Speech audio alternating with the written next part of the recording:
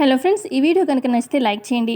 ప్రోమోలోకి వెళ్తే చారు వాళ్ళ అమ్మ నాన్న ఊరి పొలిమేరలో ఒక గుడి ఉంటుంది. ఇక అక్కడ చారు వాళ్ళ అమ్మ చెప్తూ ఉంటుంది చారుకి, మన ఊరి ఆచారం ఇక్కడ అమ్మవారికి దండం పెట్టుకొని వెళ్తూ ఉంటారు, మనం కూడా దండం పెట్టుకుందాము అని చెప్పి కార్ దిగి అక్కడ గుడి దగ్గర దండం పెట్టుకుంటూ ఉంటారు.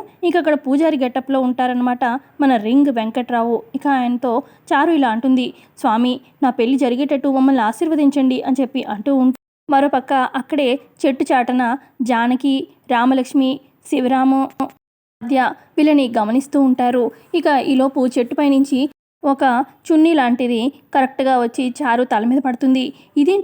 ఏంటిది అని చెప్పి చారు వాళ్ళ పేరెంట్స్ చారు షాక్ అవుతూ ఉంటే అప్పుడు అక్కడ పూజారి గెటప్లో ఉన్న రింగు వెంకట్రావు ఇలా చెప్తూ ఉంటాడు, అమ్మవారి ఆశీర్వాదం మీ పెళ్ళయ్యేంత వరకు కూడా ఈ ముసుగుని తొలగించకండి అని చెప్పి అనగానే, అలాగే స్వామి పెళ్ళయ్యేదాకా మా అమ్మాయి తలపై నుంచి ఈ ముసుగు అస్సలు తీయము అని చెప్పి చారు వాళ్ళ అమ్మ అంటూ ఉంటుంది.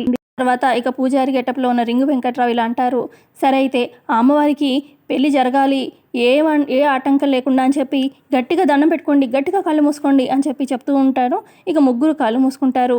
పక్క జానకి శివరాంతో అంటుంది, శివరాం ఇప్పుడు నువ్వు త్వరగా వెళ్ళు అని చెప్పి అంటుంది. ఇక శివరాము చీఫ్లో మత్తు మందు అది తీసుకొని కరెక్ట్గా చారు ముక్కు దగ్గర పెడతాడనమాట.